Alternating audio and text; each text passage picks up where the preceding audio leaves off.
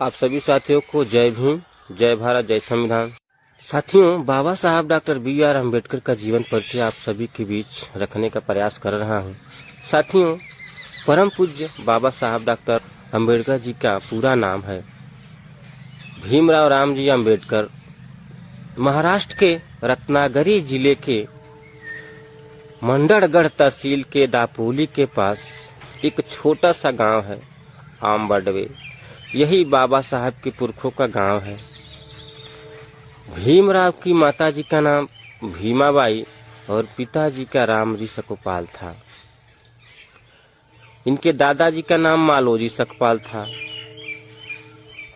इनके परिवार के कुल का नाम है जो इनका भूषण व गौरव माना जाता है। ये हिंदू धर्म में अछूत समझी जाने वाली महार जाति के थे।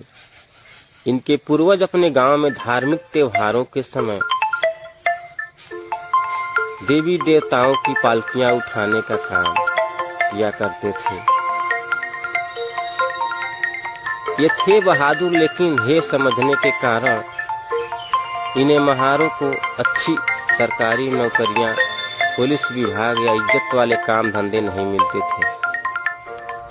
इन्हें रास्तों की सफाई करना, शौचालय साफ करना, जूते बनाना, गांव की चौकीदारी करना, मरे हुए मवेशियों की खाल उतारना, बांस की चीजें बनाना तथा आदि छोटा काम करने के लिए मजबूर होना पड़ता था।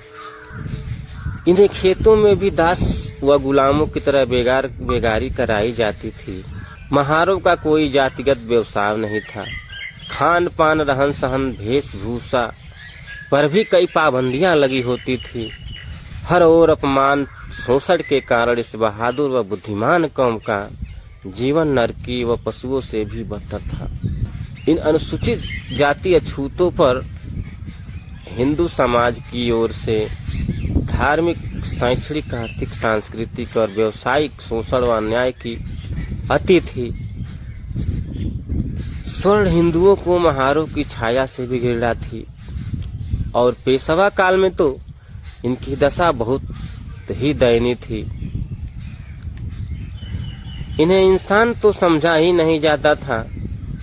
गुलामी की बेड़ियां इतनी मजबूती से जकड़ी हुई थी कि मेहनत कश ये अनुसूचित अछूत समाज बुरी तरह से त्रस्त था और निठल्ला वर्ग इनकी कमाई पर ऐशो आराम की जिंदगी गुजार रहा था। महार जाति की बस्ती गांव से बाहर की ओर होती थी, जिसे स्वर्ण लोग हे दृष्टि से मारवाड़ कहते हैं। इतिहासकारों का मानना है कि महार महाराष्ट्र के मूल निवासी थे और उन्हीं के नाम पर महाराष्ट्र नाम पड़ा। इस जाति के लोग मजबूत कदकाठी वाले, रौबीली आवाज, बुद्धिमान व बहादुर लड़ाकू प्रवृत्ति के होते थे। इसी कारण राजा महाराजाओं द्वारा सेना में अनुसूचित महारों को प्राथमिकता से रखा जाता था। इसी कड़ी में उस समय भारत में आने वाले यूरोपियन लोगों ने बहादुर महारों की पहचान करने में देर नहीं की और ईस्ट इंडिया कंपनी की बॉम्बे आर्मी में महार रेजिमेंट की भर्ती की। दरअसल ब्रिटिश सेना में भर्ती होना गरीब महारों, अनुसूचित जातियों की मजबूरी थी, क्योंकि स्वर्ण इन्हें नीच समझकर दुत्कारते थे और पेशवाओं की सेना में इन्हें भर्ती नहीं किया जाता था। इसलिए अपने परिवार के पालन के लिए ब्रिटिश सेना में भर्ती होना इनकी मजबूरी थी। जहां जात पात को नहीं देखा जाता था। मुगलों, मराठों व पेशवाओं की सेना में भी कुछ महार थे। शुरू में ब्रिटिश सरकार की सेना में एक भारतीय फौजी सूबेदार मेजर पद तक पहुंच सकता था।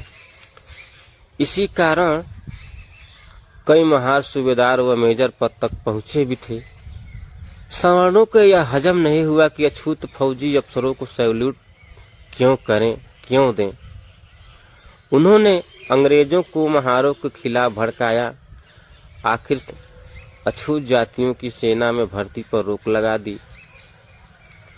सन 1898 में गटेकर कमीशन के फैसले के बाद महार अछूतों को सेना से बाहर कर दिया और जाति के आधार पर राजपूत, मराठा, सिख, गोरखा आदि रेजिमेंट की स्थापना की गई। साथियों, आज बस यहीं तक, फिर अगले भाग में आपको बताने का प्रयास करूंगा।